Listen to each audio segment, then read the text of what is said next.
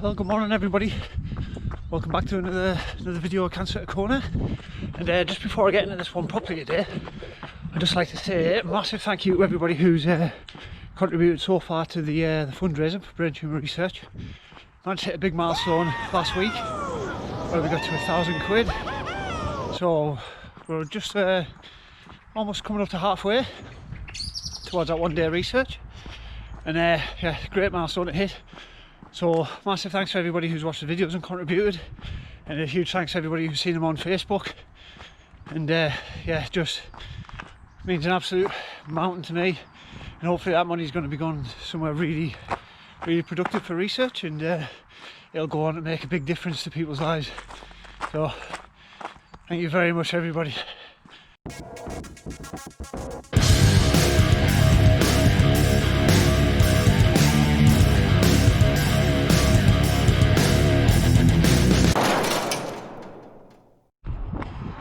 So, getting into today's video, if you are interested in supporting the goal of raising funds for brain tumour research up to that day of research, the fundraising link is in the description below. I get nothing for it. It all goes to brain tumour research through Just Giving. So, if you'd consider that, I'll get that put up a bit higher towards the 2,700 1 day mark. I'd appreciate that massively. And if you're interested in what I'm doing here and would like to support the channel, please do give it a thumbs up, drop a comment below, subscribe to the channel. It all helps promote the message and all helps generate awareness for brain tumour research, which is pretty underfunded and pretty lacking. So right, let's get on with it. So now I'm back away from the road a little bit. We'll get into some details on today's session. So, about a week ago, my coach Ben put a challenge out to a number of creators on YouTube, and it was basically the idea behind the challenges. There was 5 of them, if I remember off the top of my head. The idea of the challenges was to try and see how well you understood your body and how it works, and how well you could kind of predict. You could predict and gauge your effort if one day technology like these GPS watches didn't exist, or if they failed in a race. And I thought it was a really good idea. And I had planned to do the 5k one, but with the training schedule being quite busy this week, I haven't really had a chance to do it. So today I've got a long run planned, which is somewhere between, I'll say it's meant to be about 90 minutes, but I'm going to say it's probably going to be somewhere between 90 minutes and 2 hours.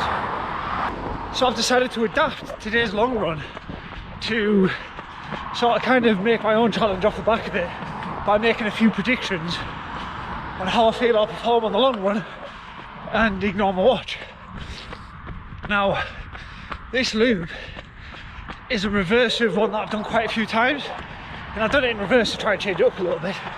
Otherwise there'd be too much temptation to look at historic data and make a guess off that.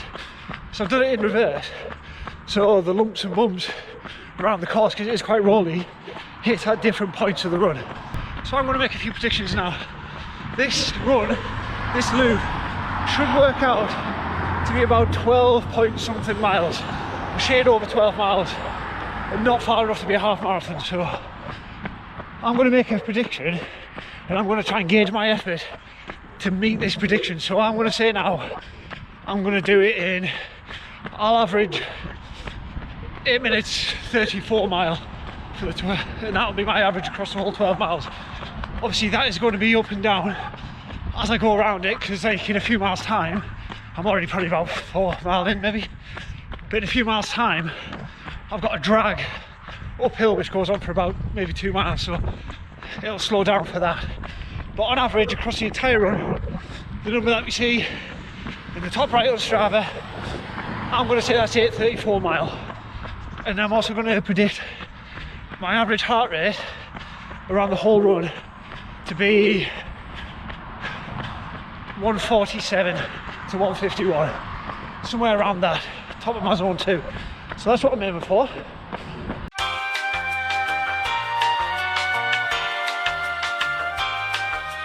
Right, so we're back home, back at the desk, and yeah, let's see how close we got to these predictions. So I think my predictions were for my pace somewhere around 8:34 a mile, and for my heart rate, I think I said, was it about 149 to, or 147 to about 151.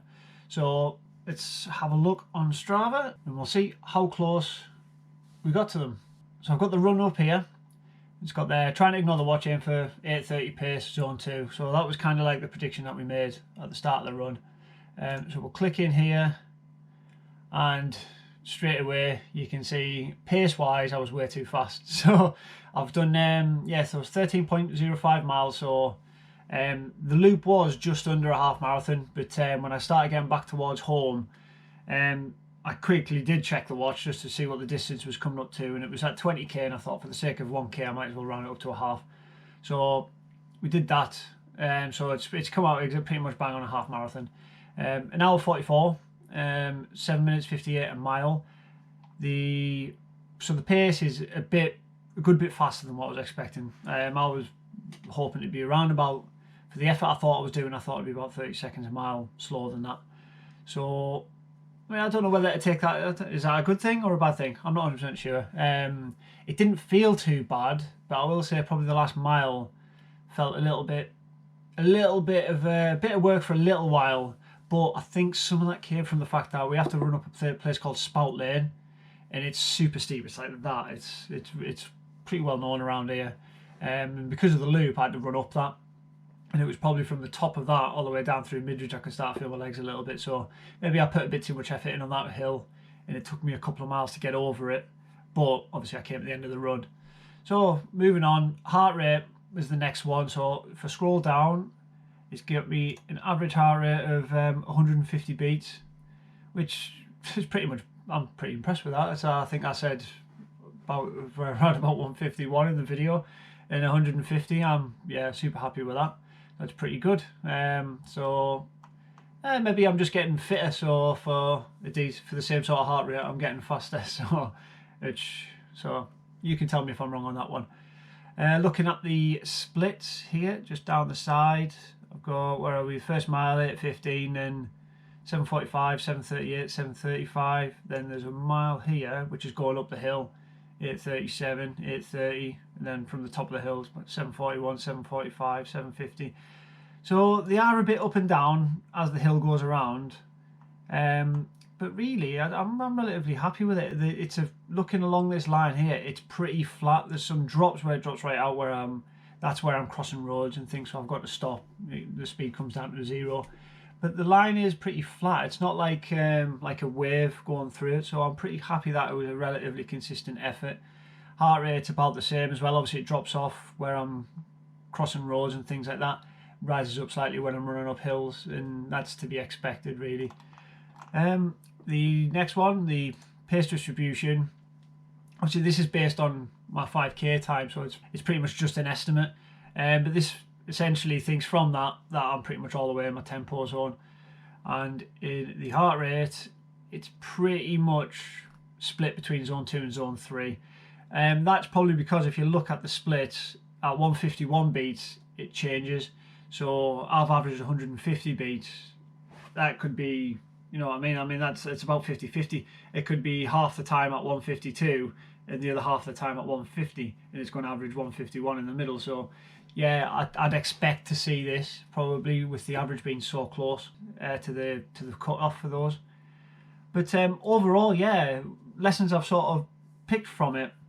It's difficult because I thought my easy pace was around about 8:20 to 8:30, and that felt relatively good to me today, and it's at 8 minutes a mile. So yeah, so you guys, if there's anybody out there who's really experienced in running, can give me some advice here. I mean, I would say now, from how I felt today and having my heart rate kind of the top of my zone 2, to sit me around 8 minutes, and it did feel nice and sensible on the legs, I would think my easy pace at 8:20 a mile is probably about right. That should bring me back down more steady into my zone 2.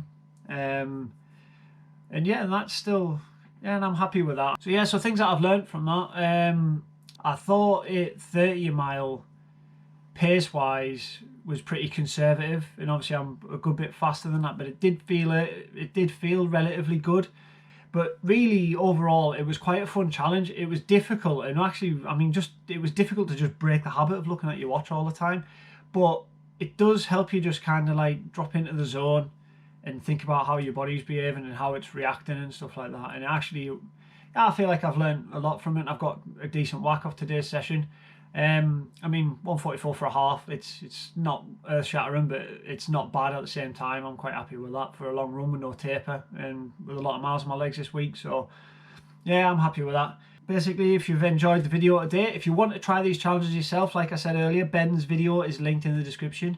So go and have a look at what he's got. There's some speed challenges, some VO2 max ones, there's a 5k. You can suit anything really. And basically, they just give you an extra string to your bow, where if you can be a bit more aware of what your body's doing and how it's reacting, then if suddenly you get in a race and it's 10 hours long like an Ironman or something like that, well, a good Ironman, and your watch fails after 8 hours, you don't need to panic as much, because you know how your legs should feel, you know how your lungs should feel, and it's only going to benefit you in the long run. And just to sign off, I just want to say like a big thumbs up to Darcy, who I know her mum was telling me she watches the channel. She's just gone through her second brain surgery for, thankfully not for a tumour, but something called Chiari syndrome, I think it's called. It's a syndrome which kind of affects the structures that support your brain, and it can make you prone to seizures and things. And she's just smashed her second brain surgery, took it like an absolute champ. And yeah, just keep going, Darcy, because honestly, you're doing great, and I really hope you make a quick recovery. And yeah, maybe one day you'll be doing things like this and running around doing marathons and doing Ironman and things like that when you're a bit older. And yeah, maybe you can raise a lot of money and a lot of awareness for Chiari, because I'll be honest, I hadn't heard of it at all until your mum shared about it. So it's something that not a lot of people I've spoke to know about. So it's something that could really do with some awareness, and yeah, get yourself into fighting shape, and you're the perfect person for it. So thanks very much for watching, everybody, and yeah, I'll catch you next time. So see you later.